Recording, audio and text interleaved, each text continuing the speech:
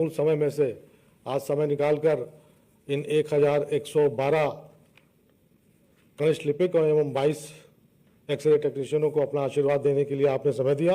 आपका बहुत बहुत आभार, बहुत बहुत धन्यवाद। बहुत बहुत धन्यवाद, आभार माननीय। आपके स्वागत उद्बोधन के लिए हमारे मध्य मंचासीन माननीय सदस्य विधान परिषद श्री मुकेश शर्मा जी के लिए एक बार तालियां चाहूंगी।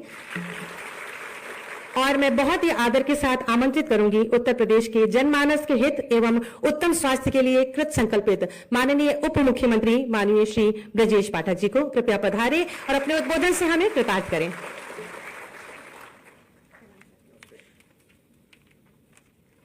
भारत माता की, भारत माता की, भारत माता की। उत्तर प्रदेश अधीनस्थ सेवा चयन आयोग द्वारा निष्पक्ष एवं पारदर्शी भर्ती प्रक्रिया के अंतर्गत चयनित कनिष्ठ सहायकों एक्सरे टेक्नीशियंस के नियुक्ति पत्र वितरण के भव्य एवं गरिमामय समारोह में हमारे बीच में उपस्थित हैं उत्तर प्रदेश के लोकप्रिय यशस्वी माननीय मुख्यमंत्री आदरणीय योगी आदित्यनाथ जी, हमारे राज्य मंत्री, हमारे मित्र आदरणीय मयंकेश्वर शरण सिंह जी, सदस्य विधान परिषद मुकेश शर्मा जी, उमेश द्विवेदी जी, माननीय विधायक आदरणीय नीरज वोरा जी, आदरणीय जयदेवी जी, प्रमुख सचिव आदरणीय पार्थसारथी सेन शर्मा जी, उपस्थित सभी हमारे ऑफिसर्स, चयनित हमारे भाइयों तथा बहनों, पत्रकार मित्रों। आज स्वास्थ्य विभाग के लिए बहुत ही महत्वपूर्ण दिन है। आज आप सबको नियुक्ति पत्र माननीय मुख्यमंत्री जी के हाथों मिलने वाला है और जो साथी यहाँ उपस्थित हैं, इसके अलावा सभी जनपदों में समानांतर ऐसे ही समारोह आयोजित हो रहे हैं। वहाँ जिला स्तर पर सभी को नियुक्ति पत्र दिए जाने वाले हैं। हम सब जानते हैं कि उत्तर प्रदेश सरकार लगातार आम जनमानस के हित के लिए 2017 से लगातार स्वास्थ्य सेवाओं को उच्चीकृत करने के साथ साथ उनको एक स्तरीय सुरक्षा, जिसको हम कह सकते हैं, जो देश में कहीं भी मिल सकती है, सब कुछ उपलब्ध कराने के लिए लगातार काम कर रही है। इस दिशा में आज आप सबको नियुक्ति पत्र मिली है। इसमें 1112 हमारे सहायक नियुक्ति पत्र पाने वाले हैं जो सहायक लिपिक के रूप में काम करेंगे। इसके अलावा 22 एक्सरे टेक्नीशियंस भी आज नियुक्ति पत्र वितरण होगा। हम सब जानते हैं कि हेल्थ सर्विसेज किसी भी राज्य के लिए, किसी भी देश के लिए अति महत्वपूर्ण विभाग होता है और यह केवल धनोपार्जन का विभाग नहीं है। स्वास्थ्य विभाग में जब हम किसी भी पद पर आसीन होते हैं तो ये सेवा का विभाग है। जितना पुण्य आप गंगा स्नान करके या किसी पर्व पर किसी मंदिर में या अन्य स्थानों पर जाकर के प्राप्त करते हैं, जिसको भी मानते हैं, उससे अधिक पुण्य किसी मरीज की सेवा करके आपको मिलने वाली है। और सेवा का माध्यम अतिरिक्त अलग हो सकता है। आप सोच रहे होंगे कि ऑफिस में बैठ करके सेवा करेंगे। उन पत्रावलियों को, जो पत्रावली आपको मिलने वाली हैं, वो स्वास्थ्य विभाग को आगे बढ़ाने वाली हैं। उनमें आप स्पीड दे सकते हैं। हिंड्रेंस नहीं बनना है, रोक नहीं लगानी है। हर दिशा में पॉजिटिव सार्थक कदम आगे बढ़ाते हुए प्रदेश को आगे बढ़ाने के लिए काम करना है। आप सब जानते हैं माननीय मुख्यमंत्री योगी जी के नेतृत्व में 17 से पहले स्टेट का जो हाल था, आप उस पर भी विचार करिएगा और 17 के बाद क्या स्थिति है, आप उस पर भी गंभीरता पूर्वक अध्ययन करिएगा और आगे बढ़ना है। हमें स्टेट को और तेजी से आगे ले जाना है। आज हेल्थ इंफ्रास्ट्रक्चर की चर्चा करें तो 25,500 से अधिक हमारे पास हेल्थ सब सेंटर, स्वास्थ्य आरोग्य मंदिर उसमें है और 5,000 की आबादी पर उनको हम वहां पर लोगों को, ग्रामीण अंचल में लोगों को बेहतर से बेहतर प्राथमिक स्वास्थ्य सुविधाएं उपलब्ध करा रहे हैं। जच्चा बच्चा की सुविधाएं वहां पर हैं और प्राथमिक जितनी भी बीमारियां होती हैं उनका इलाज है। जो हमारे स्वास्थ्य आरोग्य मंदिर है, वहां CHOs की तैनाती है। वहां हमने सभी को कंप्यूटर दे रखे हैं। कंप्यूटर के माध्यम से संजीवनी ऐप पे यदि विशेषज्ञ चिकित्सक की आवश्यकता है तो उस पर तत्काल सहायता लेकर के इलाज किया जा रहा है। आज मुझे बताने में प्रसन्नता है कि लगभग 80,000 से अधिक प्रतिदिन मरीज संजीवनी ऐप के माध्यम से देखे जा रहे हैं और इसकी गति को बढ़ाने की लगातार हमारी प्रतिबद्धता है। प्राथमिक स्वास्थ्य केंद्र जो हमारे हैं, वो आप जानते हैं कि हमारे पास प्राथमिक स्वास्थ्य केंद्र 3,500 के लगभग हैं और सभी स्थानों पर चिकित्सकों की तैनाती के साथ साथ समयबद्ध ढंग से अस्पताल खुलते हैं, लोगों को प्राथमिक चिकित्सा उपलब्ध कराई जा रही है। इसके अलावा जो CSCs हैं 950 से अधिक हैं। सभी CSCs में हमारे पास 30 बेड का इंडोर हॉस्पिटल है। OPD बेहतर काम करती है और वहां पर जच्चा बच्चा की सुविधाओं के साथ साथ अन्य जो माइनर ऑपरेशन है वो भी हो रहे हैं और सुविधापूर्वक निःशुल्क इलाज प्रदान किया जा रहा है। 85 से अधिक हमारे पास डिस्ट्रिक्ट लेवल के हॉस्पिटल्स हैं। 200 के लगभग विशिष्ट श्रेणी के हॉस्पिटल्स हैं। यह हमारा स्वास्थ्य विभाग का इंफ्रास्ट्रक्चर है और बड़ी सफलता मिली है माननीय प्रधानमंत्री नरेंद्र मोदी जी की अगुवाई में, जब इस राज्य में 17 से पहले मात्र 17 मेडिकल कॉलेज थे, आज मुझे कहने में इस बात का गर्व हासिल है कि आज हमारे पास 80 मेडिकल कॉलेज पूरी क्षमता के साथ काम कर रहे हैं। 80 मेडिकल कॉलेजों में 44 मेडिकल कॉलेज सरकारी क्षेत्र में है, 36 मेडिकल कॉलेज निजी क्षेत्र के हैं। इसके अलावा टर्सरी केयर की सुविधाएं जिला स्तर पर उपलब्ध हैं। हम सबको पता है, हमारी बहनें प्रेगनेंसी के दौरान 3 बार अल्ट्रासाउंड के लिए जाती थी, लेकिन अल्ट्रासाउंड आप जानते हैं कि एक्स-रे टेक्नीशियंस कितना महत्वपूर्ण काम आपको मिलने वाला है। हमारे पास अल्ट्रासाउंड सेंटर्स को लेकर के लगातार चिंता रहती, कैसे उसकी कमी को हम पूरा कर पाए। हमने निजी जो हमारे अल्ट्रासाउंड सेंटर्स हैं उनको चिन्हित किया है। हम मोबाइल ऐप के माध्यम से अपनी सिस्टर्स को जिसको अल्ट्रासाउंड कराना है बारकोड भेजते हैं और किसी भी प्राइवेट सेंटर जो चिन्हित है वहां कराकर निःशुल्क अल्ट्रासाउंड करा सकती है। यह अनुभव प्रयोग, अनूठा प्रयोग आपकी सरकार ने पूरे देश के पैमाने पर किया है। आज मुझे कहने में प्रसन्नता है कि हर डिस्ट्रिक्ट लेवल पर सीटी स्कैन निःशुल्क उपलब्ध है और यह सुविधा देने वाला उत्तर प्रदेश राज्य पहला है। बड़े बड़े चिकित्सालयों में जो सुविधाएं नहीं थी, सब कुछ हमारी सरकार माननीय मुख्यमंत्री जी के नेतृत्व में कर रही है और मेडिकल कॉलेजेज में और डिस्ट्रिक्ट लेवल के हॉस्पिटल्स में आईसीयू की सुविधाएं उपलब्ध हैं। हमने होप सिस्टम डेवलप किया है। हमारे जो बड़े चिकित्सालय हैं वो लगातार हम कैमरे की निगरानी में हैं और 5000 से अधिक कैमरे लगाकर लगातार हम उनको देखते हैं कि कैसा मेंटेनेंस है, अस्पताल में चिकित्सकों का व्यवहार कैसा है, पैरामेडिकल स्टाफ का व्यवहार कैसा है, चादरें बदली जा रही, सफाई है कि नहीं, सब कुछ लगातार मॉनिटर करते हैं। इसके अलावा उन होप सिस्टम को हम आगे बढ़ाने जा रहे हैं। अन्य चिकित्सालयों को भी हम उसको दायरे में लेने जा रहे हैं, जिससे लगातार एक कमांड सेंटर खोल करके हम अपने सभी हॉस्पिटल्स को लगातार निगरानी में रख सकें और लोगों को हम ये वाचफुल रहे कि हमारे यहाँ कहीं कोई लापरवाही तो नहीं, कहीं कोई गड़बड़ी तो नहीं हो रही। हमने ईडीएल में वृद्धि की है, जो एसेंशियल ड्रग लिस्ट थी उसमें वृद्धि की है। किसी भी दवा की हमारे पास कोई किल्लत नहीं है पूरे राज्य स्तर पर। कुत्ता काटे का इंजेक्शन, बंदर, स्नेक बाइट के इंजेक्शन, पहले हालात थे अखबारों में निकलता था कि इंजेक्शन नहीं है, आज हमारे पास कोई कमी नहीं है। तत्काल मरीज जैसे ही पहुंचता उसको हम बेहतर से बेहतर चिकित्सा व्यवस्था उपलब्ध कराते हैं। नर्सिंग और पैरामेडिकल में भी हमने अभूतपूर्व परिवर्तन किए हैं। नर्सिंग कॉलेजों का हालत 17 से पहले क्या था, जिनके पास न फैकल्टी थी न हॉस्पिटल से थे, उनको भी मान्यता दी जा रही थी। मिशन निरामया के माध्यम से हमने उनको एक मॉडल व्यवस्था प्रदान की है और उसमें हमने computer quality control of India से समझौता करके एक नीति तय की है कि उन्हीं नर्सिंग कॉलेजेस को, पैरामेडिकल को हम मान्यता देने वाले हैं जो मानकों को पूरा करते हैं। हम बेहतर से बेहतर लोगों को चिकित्सा व्यवस्था और चिकित्सा शिक्षा उपलब्ध कराने के लिए काम कर रहे हैं और उत्तर प्रदेश केवल मैन पावर के मामले में जो चिकित्सा शिक्षा विभाग है उत्तर प्रदेश के साथ साथ पूरे देश दुनिया को एक बड़ा, मैं कह सकता हूं, केंद्र मिलने वाला है। मैं प्रदेश के सभी युवाओं से कहता हूं, एक चिकित्सा स्वास्थ्य विभाग से जुड़ करके आप लोगों की सेवा भी कर सकते हैं, धनोपार्जन भी कर सकते हैं और एक पुण्य का भी एक कमाई आप कर सकते हैं। हम सब मिलकर के अपने प्रदेश को बेहतर से बेहतर बनाने का काम कर रहे हैं। इन्हीं शब्दों के साथ मैं आप सबका हृदय की गहराइयों से बहुत बहुत आभार प्रकट करता हूं। नवनियुक्त अपने भाई बहनों को बहुत बहुत बधाइयां देता हूं। आपका भविष्य उज्जवल है और उत्तर प्रदेश में मुख्य धारा में आप जुड़े हैं। उत्तर प्रदेश के डेवलपमेंट की, उत्तर प्रदेश के विकास की, उत्तर प्रदेश को आगे ले जाने की माननीय मोदी जी के रूप में जो मार्गदर्शन हम सबको मिला है, प्रधानमंत्री के रूप में विकसित भारत का जो संकल्प है 2047 में, उस मुहिम को लेकर के आप चलेंगे, उसके ब्रांड एम्बेसडर बनेंगे। मुझे पूरा भरोसा है माननीय प्रधानमंत्री जी के नेतृत्व में, माननीय मुख्यमंत्री जी के नेतृत्व में हम विकसित भारत के संकल्प को शीघ्र पूरा कर लेंगे। बहुत बहुत धन्यवाद। बहुत बहुत धन्यवाद, आभार माननीय उप मुख्यमंत्री जी आपके उद्बोधन के लिए। माननीय मुख्यमंत्री जी की प्रेरणा और दिशा निर्देशन में मिशन रोजगार के अंतर्गत 8.5 लाख से अधिक युवाओं को सरकारी नौकरियां मिल चुकी हैं। विगत वर्षों में इसी सभागार में स्वास्थ्य विभाग के अंतर्गत स्टाफ नर्सेस, एएनएम, विशेषज्ञ चिकित्सक, चिकित्सा स्वास्थ्य शोध अधिकारी, सहायक आचार्य इत्यादि को नियुक्ति पत्र माननीय मुख्यमंत्री जी द्वारा यहां प्रदान किए गए हैं। इसी परिदृश्य पे प्रस्तुत है एक लघु फिल्म, आइए देखें। युवाओं को जब हर क्षेत्र में आगे बढ़ने के समान अवसर मिलते हैं, उनकी प्रतिभा को सम्मान मिलता है, तो देश प्रगति पथ पर तेजी से आगे बढ़ चलता है। किसी भी देश का भविष्य उसकी युवा पीढ़ी पर निर्भर होता है। इसलिए ये जरूरी है कि हम अपने युवाओं के भविष्य के लिए और उनको भारत के उज्जवल भविष्य के लिए तैयार करें। यशस्वी प्रधानमंत्री नरेंद्र मोदी जी के इसी विजन के अनुरूप युवाओं के स्वावलंबन को पंख लगे हैं। यशस्वी प्रधानमंत्री जी की प्रेरणा से माननीय मुख्यमंत्री योगी आदित्यनाथ जी के प्रगतिशील नेतृत्व में उत्तर प्रदेश के युवाओं ने शिक्षा, चिकित्सा, शोध, विज्ञान और खेल सहित हर क्षेत्र में देश का मान बढ़ाया है। एक समय था जब प्रतिभावान युवाओं की कड़ी मेहनत पर भारी पड़ता था सरकारी नौकरियों में भ्रष्टाचार का खेल और भाई भतीजावाद। शीर्ष पर थी बेरोजगारी। समय बदला, माननीय मुख्यमंत्री जी के नेतृत्व में बदल गई युवाओं की तकदीर। प्रतिभा को सम्मान और युवाओं को मिली नई पहचान।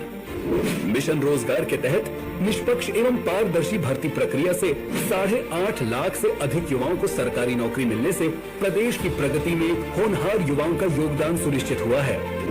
युवाओं के स्वावलंबन का यह सिलसिला सिर्फ सरकारी क्षेत्र तक ही सीमित नहीं रहा, बल्कि निजी क्षेत्र, स्टार्टअप, MSME, ODOP और निवेश इकाइयों में भी सृजित हुए हैं रिकॉर्ड रोजगार के अवसर।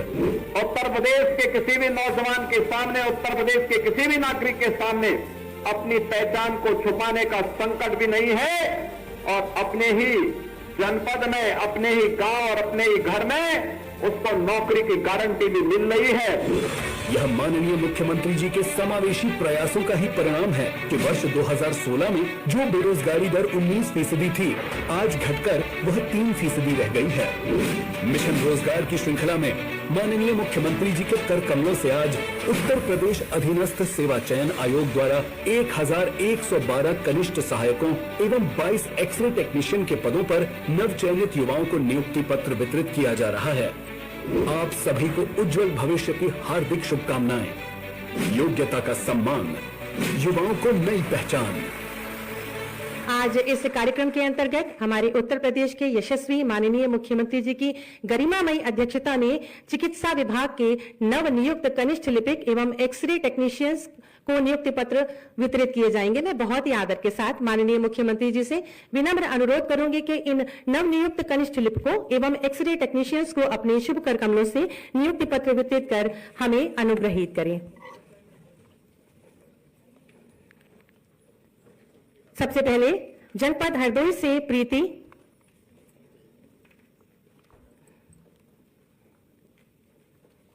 आप सभी की अनवरत तालियां, शुभकामनाएं मंच तक। जनपद सुल्तानपुर से जनेश्वर द्विवेदी,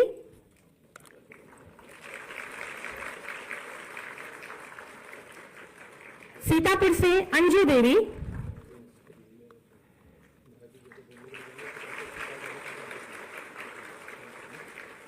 बाराबंकी से पुनीत कुमार,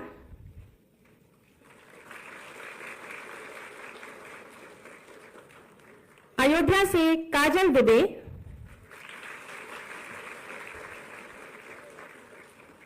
जनपद लखनऊ से मोहम्मद रफत खान, जनपद लखनऊ से ही कनक शर्मा,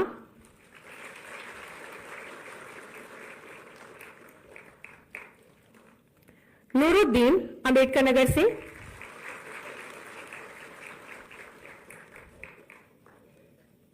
जनपद गोरखपुर से अनुराधा मिश्रा। आप सभी की तालियों में ऊर्जा की थोड़ी कमी है, आप सब शुभकामनाएं हेतु तालियां बजाएं। राहुल कुमार वर्मा जनपद सीतापुर से,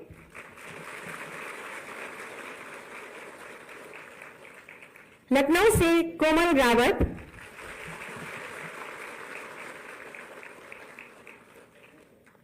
लखनऊ से ही सौरभ सिंह, जनपद बाराबंकी से स्नेहा वर्मा,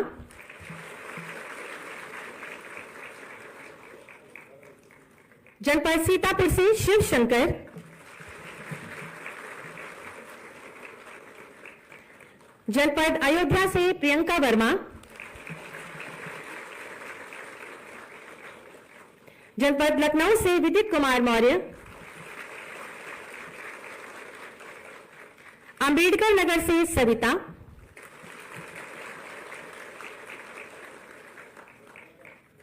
रायबरेली से सोनू लाल। नवनियुक्त एक्सरे टेक्नीशियंस में सबसे पहले विश्वनाथ श्रीवास्तव जी सीतापुर से,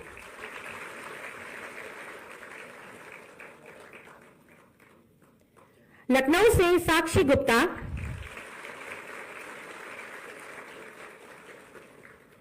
सीतापुर से मोहन लाल वर्मा,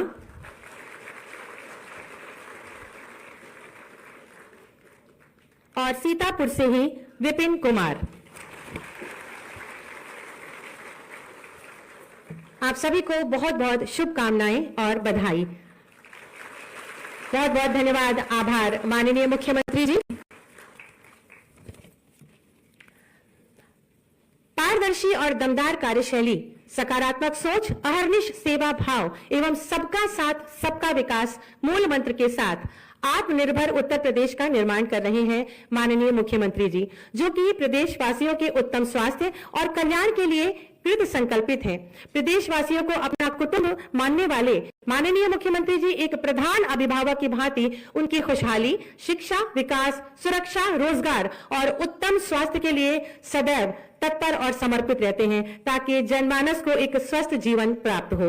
ऐसे ही अभिभावक स्वरूप माननीय मुख्यमंत्री जी से विनम्र अनुरोध है कि अपने शुभ आशीर्वचनों से हम सब का मार्ग प्रशस्त करें।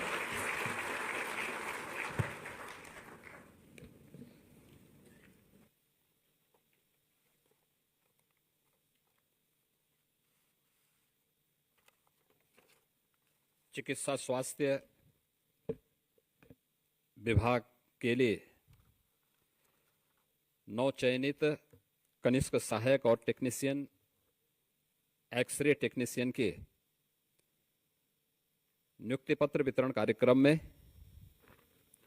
उत्तर प्रदेश सरकार में मंत्रिमंडल के मेरे वरिष्ठ सहयोगी, उप मुख्यमंत्री तथा चिकित्सा स्वास्थ्य और चिकित्सा शिक्षा के मंत्री श्री ब्रजेश पाठक जी, विभाग के राज्य मंत्री श्री मयंकेश्वर शरण सिंह जी, आज के इस समारोह में उपस्थित लखनऊ के हमारे माननीय जनप्रतिनिधिगण, माननीय विधायक डॉक्टर नीरज बोरा जी, श्रीमती जय देवी जी, विधान परिषद सदस्य श्री मुकेश शर्मा जी, सुमेश द्विवेदी जी, प्रमुख सचिव चिकित्सा स्वास्थ्य एवं चिकित्सा शिक्षा श्री पार्थ सारथी सिंह शर्मा जी, विभाग के सभी अधिकारीगण, प्रदेश के सभी जनपदों में नियुक्ति पत्र वितरण के लिए आयोजित समारोह में उपस्थित सभी मान्य जनप्रतिनिधिगण और सभी नवनियुक्त कनिष्ठ सहायक, एक्सरे टेक्नीशियंस और उनके अभिभावकगण, उपस्थित बहनों और भाइयों, मैं सबसे पहले आप सभी को इस पारदर्शी और निष्पक्ष चयन की प्रक्रिया के उपरांत नियुक्ति पत्र वितरण के अवसर पर आप सबको बधाई देता हूं, आपके अभिभावकों को भी बधाई देता हूं। अधीनस्थ चयन सेवा आयोग को इस पूरी प्रक्रिया को समयबद्ध तरीके से आगे बढ़ाने के लिए हृदय से धन्यवाद देता हूं।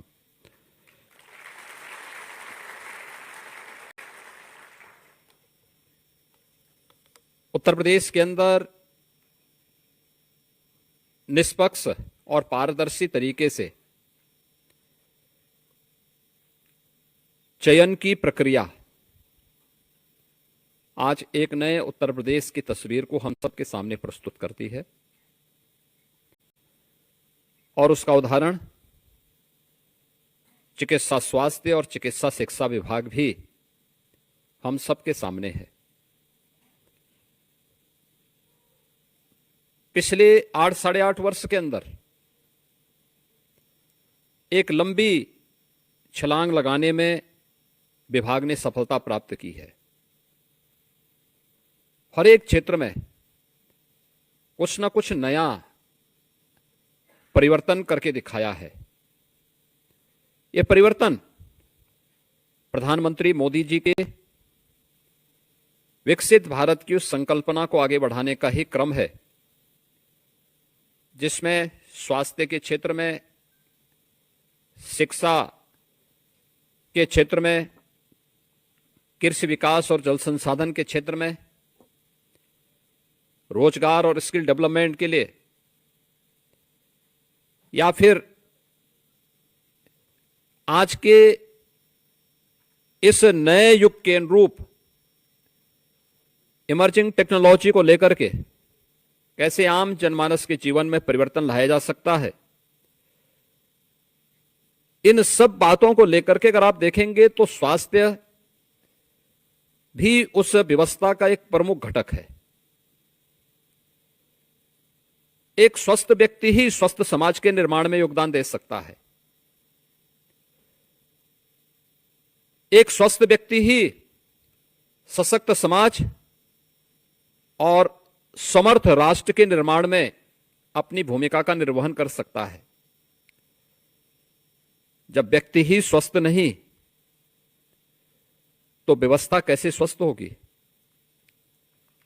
और जब व्यवस्था ही अस्वस्थ हो जाएगी तो उसके सारे पिलर अपने आप ही ध्वस्त होते हुए दिखाई देंगे। और यही सब कुछ होता था। 2017 के पहले व्यवस्था में यही एक घुन लग चुका था, तो उसे अंदर ही अंदर खोखला किया जा रहा था। उसकी समस्या का समाधान करने के साथ ही उत्तर प्रदेश को उसके अनुरूप बनाने के लिए प्रधानमंत्री मोदी जी ने जो विजन दिया, उनके विजनरी लीडरशिप में उत्तर प्रदेश ने उन सभी मानकों को प्राप्त करते हुए आगे बढ़ने का जो निर्णय लिया, परिणाम है 8-8.5 वर्ष के अंदर हम लोग 8.5 लाख से ऊपर नौजवानों को उत्तर प्रदेश की सरकारी सेवा में विभिन्न विभागों में, पुलिस में, शिक्षा में, स्वास्थ्य में, इंफ्रास्ट्रक्चर के लिए समर्पित विभागों में, कृषि और जल संसाधन से जुड़े हुए विभागों में सरकारी सेवा में लेने में सफल हुए हैं। एक पारदर्शी और निष्पक्ष भर्ती की प्रक्रिया का परिणाम है कि आज ये प्रक्रिया एक समय से पूरी होती है और समय पे संपन्न भी होती है। अगर मैं केवल पुलिस की भर्ती की बात करता हूं, पिछले 8 वर्षों में हम लोगों ने 2,19,000 पुलिस कार्मिकों की भर्ती सफलतापूर्वक की है, जो उत्तर प्रदेश के अंदर अपनी सेवाएं दे रहे हैं। आप सोचो कि 2,19,000 पुलिस की भर्ती केवल इन 8 वर्षों के अंदर संपन्न हुई है, जिसमें से अभी हाल ही में 60,200 से अधिक पुलिस कार्मिकों की भर्ती भी संपन्न हुई। मुझे याद है जब पहली बार हम लोगों ने पुलिस की भर्ती करनी प्रारंभ की थी, जगह खाली थी, लेकिन हम लोगों को ट्रेनिंग करने की समस्याएं खड़ी हुई थी। भर्ती हमने 50,000 की निकाली, भर्ती किए तो हमारे पास ट्रेनिंग सेंटर नहीं थे।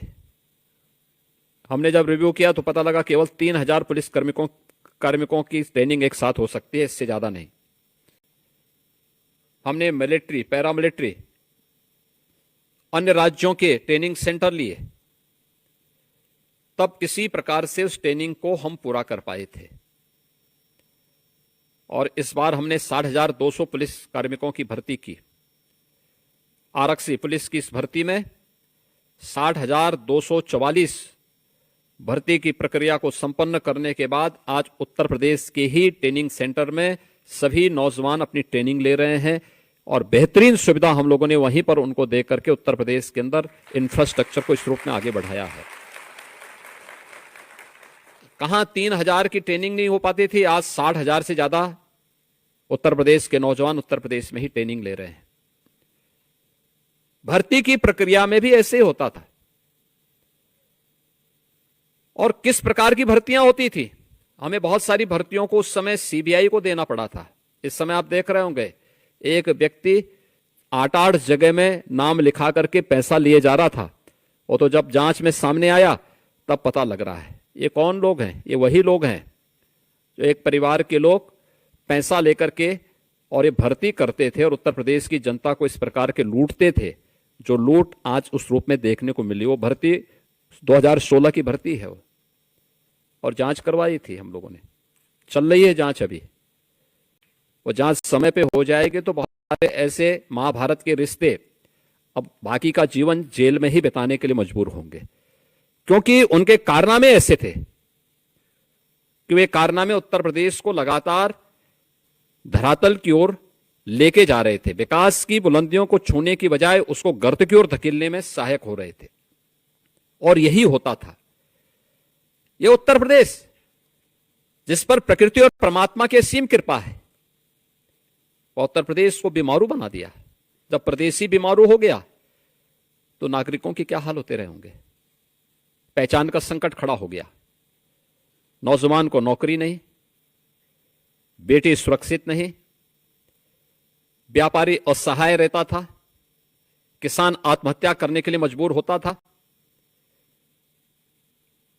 यहां पर परंपरागत उद्यम बंदी की कगार की ओर जा रहे थे। चारों ओर अव्यवस्था थी, अराजकता का सा वातावरण था।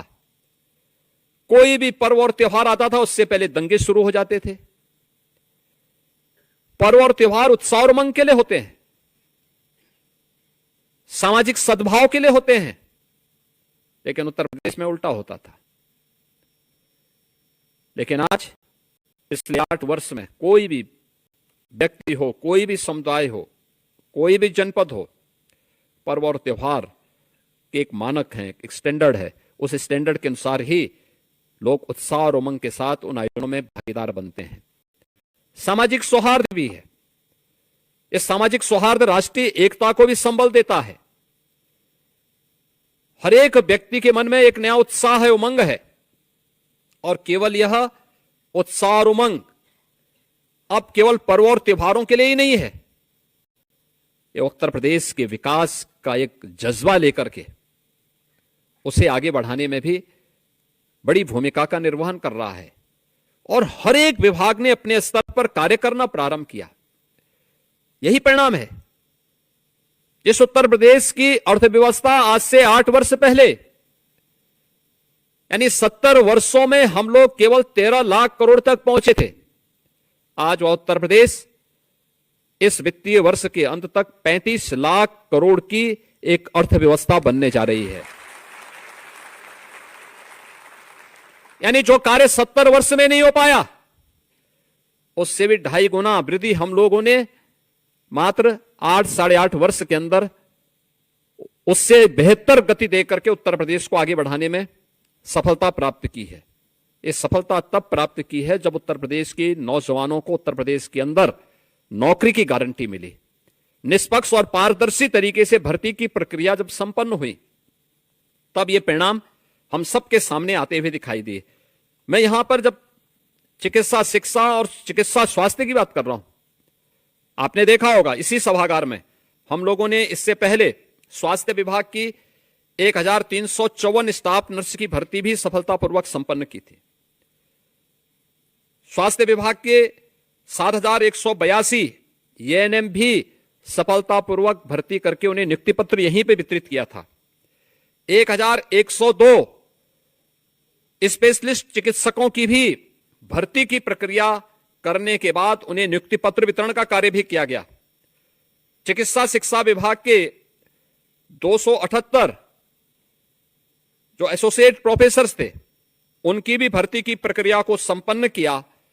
और उत्तर प्रदेश के जो हमारे बड़े बड़े चिकित्सा संस्थान हैं, उनके लिए 2142 स्टाफ नर्स की भी भर्ती की प्रक्रिया को सफलतापूर्वक अकेले एक विभाग के स्तर पर इतनी भर्ती की प्रक्रिया संपन्न हुई, जिन्हें नियुक्ति पत्र देकर के आज वे उत्तर प्रदेश के विकास में अपना योगदान दे रहे हैं।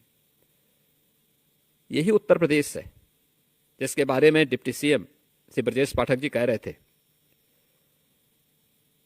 कि उत्तर प्रदेश में गवर्नमेंट मेडिकल कॉलेजेस 17, जनपद हैं 75, आबादी उस समय 20 करोड़, आज वो 25 करोड़ के आसपास, लेकिन मेडिकल कॉलेज 17 थे।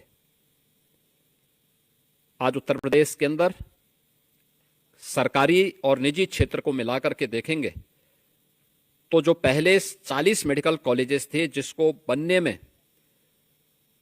100 साल से ज्यादा लगे थे, आज उसी उत्तर प्रदेश में हम लोगों ने पिछले 8 साढ़े 8 वर्ष में मेडिकल कॉलेजेस की संख्या बढ़ा करके 80 से ऊपर हम पहुंचाने में सफल हुए हैं। और आज 1 डिस्ट्रिक्ट 1 मेडिकल कॉलेज या उत्तर प्रदेश की पहचान बन रही है। मेडिकल कॉलेज बनेगा तो केवल मेडिकल कॉलेज एडमिशन ही नहीं होते हैं, उसमें मेडिकल के प्रोफेसर भी, एसोसिएट प्रोफेसर भी, असिस्टेंट प्रोफेसर भी, उसमें अन्य क्लेरिकल स्टाफ भी, उसमें स्टाफ नर्स भी, फार्मासिस्ट भी, टेक्नीशियंस भी, इन सब की भी भर्ती होती है। इस सभी भर्ती की प्रक्रिया के साथ जोड़ करके उन सबको भी नौकरी दी गई। वह भी उसके साथ उन्हें वहां पर हर एक मेडिकल कॉलेजेस में बड़े पैमाने पे ये सभी पद देने के साथ वहां भर्ती की प्रक्रिया को भी उसी रूप में आगे बढ़ाने का कार्य किया गया। परिणाम है कि आज जनपद स्तर पर लोगों को सुविधाएं मिलनी प्रारंभ हुई। पहले आपको किसी भी हॉस्पिटल में आप जाते थे तो हॉस्पिटल बंद मिलता था, दवा नहीं मिलती थी, डॉक्टर है तो दवा नहीं है, दवा है तो डॉक्टर नहीं है, अगर दवा और डॉक्टर उपलब्ध है तो बिजली नहीं है, कोई सुविधा नहीं मिल पाती थी। आज उत्तर प्रदेश मेडिकल कॉर्पोरेशन के माध्यम से दवाइयां भी उपलब्ध हो रही हैं, तो 5,34,00,000 से अधिक परिवारों को, यानी अगर एक परिवार में 5 लोग भी होंगे ना, तब भी आप अनुमान कर लीजिए कि कितनी बड़ी संख्या इससे लाभान्वित हो रही है।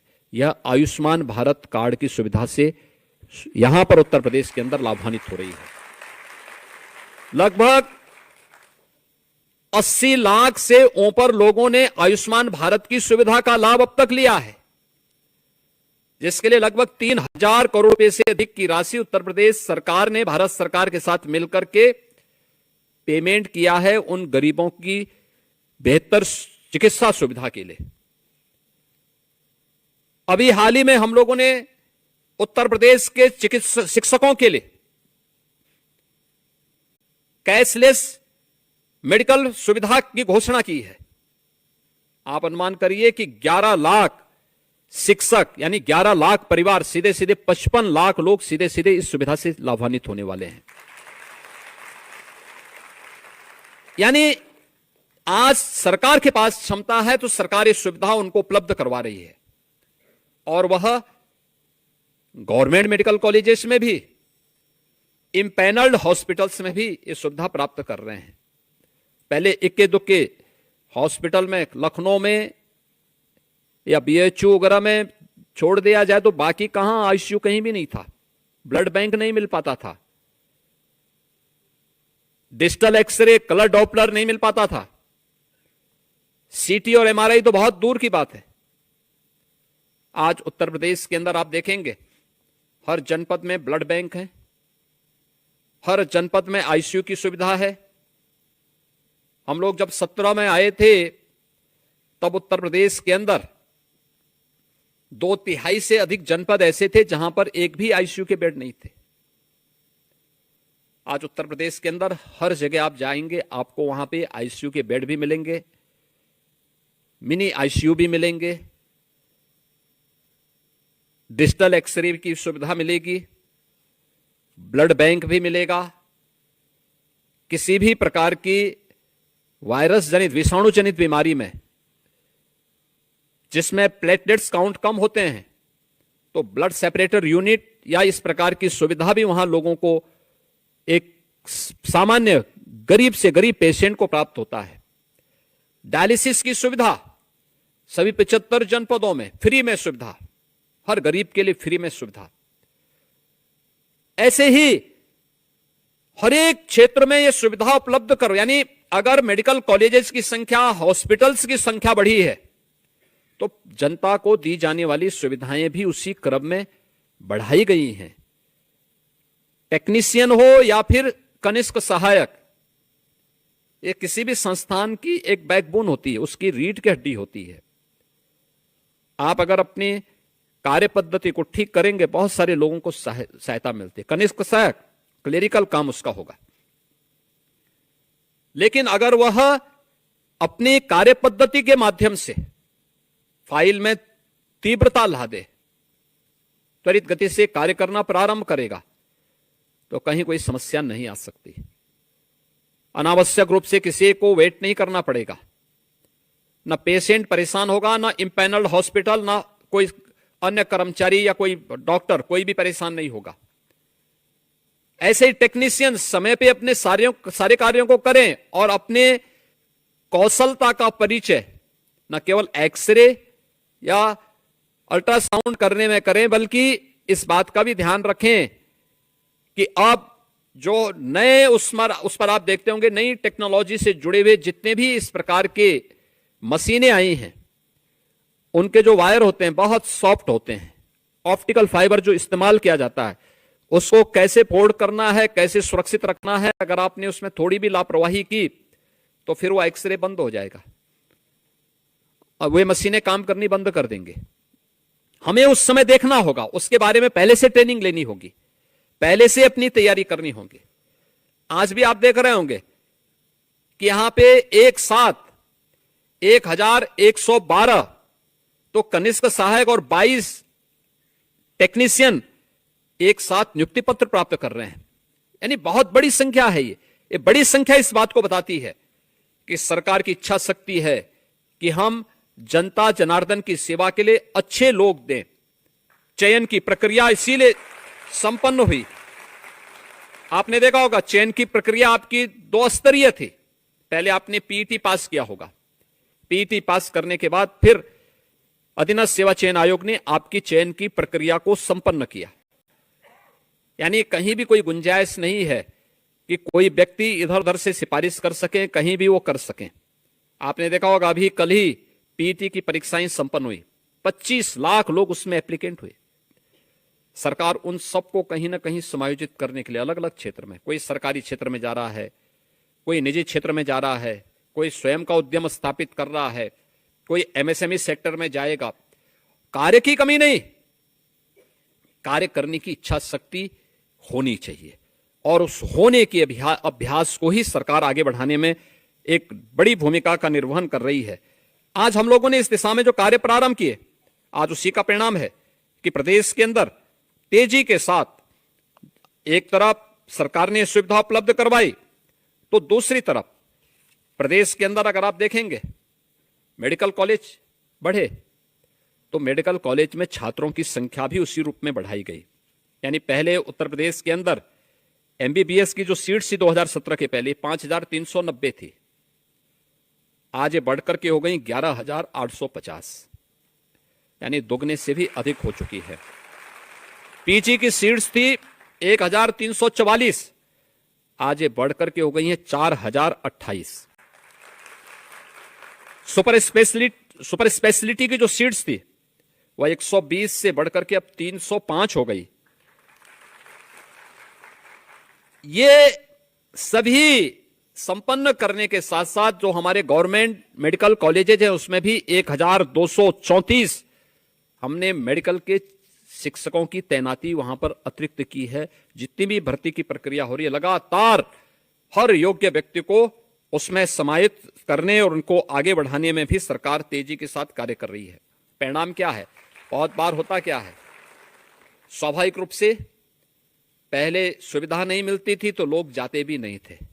आज जा रहे हैं तो लोगों को बहुत बार होता है कि कुछ लोग ऐसे होते हैं, बहुत सारे लोग हैं भाई जिनके पास कोई काम धंधा नहीं, तो कम से कम उसके पास माँ बाप ने एक स्मार्टफोन दे रखा तो दिन भर उसी स्मार्टफोन से कुछ ना कुछ नकारात्मक ही देखता है। अगर वो थोड़ा पॉजिटिव होता ना, वो भी कहीं आपकी तरह नौकरी पाया होता, लेकिन वो दिन भर कोई ना कोई जो नकारात्मकता होती तो कहीं का फोटो कहीं पे, कहीं का फोटो कहीं पे लगा करके फिर वो हमेशा कुछ ना कुछ नकारात्मक भरेगा। और उसका परिणाम क्या होता है कि वह आपकी छवि को खराब करने का प्रयास करेगा, विभाग की छवि को खराब करने का प्रयास करेगा, शासन की छवि को खराब करने का प्रयास करेगा। हमें उससे सतर्क रहना होगा। अगर हम पूरी प्रतिबद्धता के साथ कार्य कर रहे हैं, पूरी ईमानदारी के साथ काम कर रहे हैं, तो बिना भय के जो बेहतर हो सकता है वह करने की हमें स्थिति पैदा करनी चाहिए। और मैं आज के इस अवसर पर आपसे यही कहूंगा कि इतनी बड़ी संख्या में नियुक्ति की प्रक्रिया पारदर्शी तरीके से संपन्न हो रही है। परिणाम उत्तर प्रदेश आगे बढ़ रहा है। परिणाम यहां पे बहुत सारी ऐसी बीमारियां थी जो प्रदेश के अंदर इस सीजन में भय और दहशत का कारण बनती थी, आज भय और दहशत का कारण नहीं है। भय और दहशत का कारण नहीं, क्योंकि बीमारी समाप्त हो चुकी है, पूरी तरह उसको कंट्रोल कर दिया गया है। यही सीजन होते थे। इंसेफ्लाइटिस से, मलेरिया से, डेंगू से, कालाजार से, चिकनगुनिया से पूरा जनपद भरा पड़ा रहता था। लोग मरते थे, बड़े पैमाने पे मरते थे, कोई पूछता नहीं था।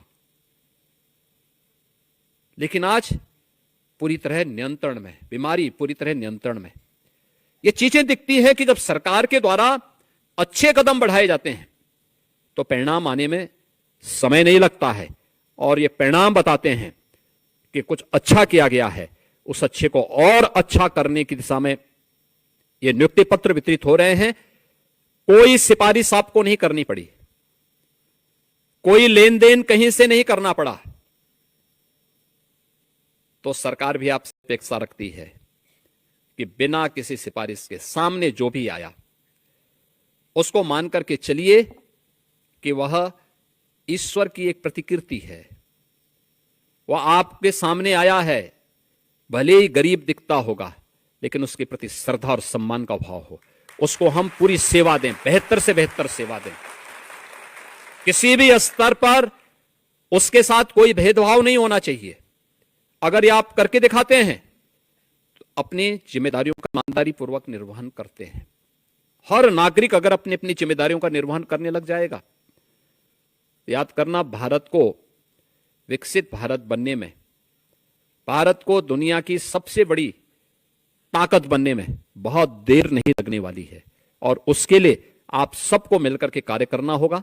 आज के इस अवसर पर मैं एक बार फिर से आप सभी को इस नियुक्ति पत्र वितरण कार्यक्रम के अवसर पर आपको, आपके अभिभावकों को हृदय से बधाई देता हूं। आपके उज्जवल भविष्य की कामना करता हूं। अधीनस्थ सेवा चयन आयोग और चिकित्सा स्वास्थ्य विभाग को नियुक्ति की प्रक्रिया को समयबद्ध तरीके से आगे बढ़ाने के लिए, क्योंकि बहुत सारे लोग थोड़ा उतावले हो रहे थे कि हमें नियुक्ति पत्र नहीं मिल पा रहा है। हमने कहा वेरिफिकेशन होने दीजिए, क्योंकि वेरिफिकेशन का परिणाम क्या होता है कि फिर एक ही व्यक्ति 8-8 जगह से वेतन आहरित नहीं कर सकता। बदनामी तो आप ही लोगों की होती है फिर। इसलिए उस वेरिफिकेशन की प्रक्रिया को संपन्न करने में थोड़ा समय लग जाता है, लेकिन आज ये कार्यक्रम संपन्न हो रहा है। आप सबको मैं हृदय से बधाई देता हूं, अपनी शुभकामनाएं देता हूं। धन्यवाद। जय हिंद। बहुत बहुत आभार माननीय मुख्यमंत्री जी, आपके प्रेरणादायी उद्बोधन हेतु। आपके द्वारा उद्बोधित एक एक शब्द सदैव हमें आगे बढ़ने और लोक कल्याण से जुड़ने के लिए प्रेरित करता है। और कार्यक्रम के अंत में मैं प्रमुख सचिव महोदय चिकित्सा स्वास्थ्य एवं परिवार कल्याण विभाग उत्तर प्रदेश श्री पार्थ सारथी सेन शर्मा जी से अनुरोध करूंगी, कृपया धन्यवाद ज्ञापित करें।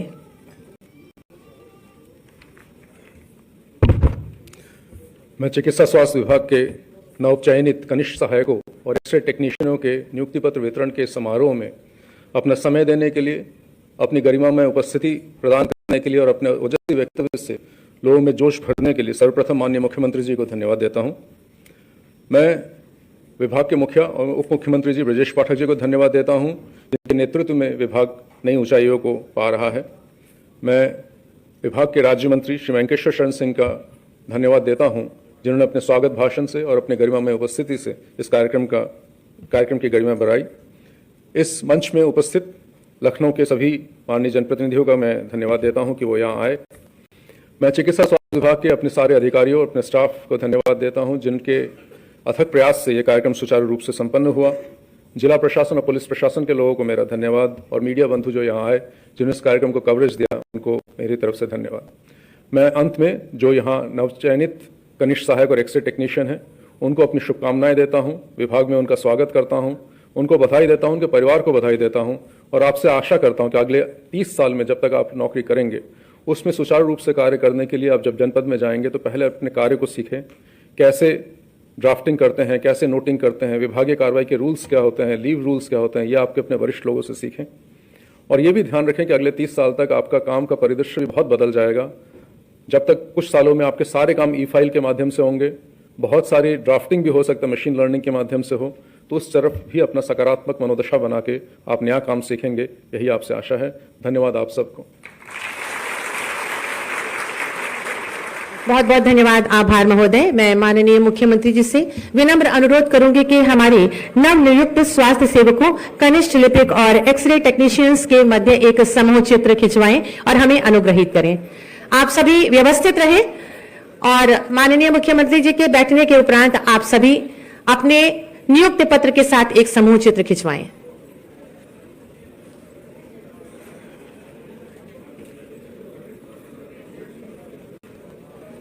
आप सभी अपने नियुक्ति पत्र खोल लें और अपना चेहरा दिखाते हुए उसे बाईं तरफ रखें और अपने अपने चेहरों पर एक ऊर्जावान मुस्कान जरूर लाएं।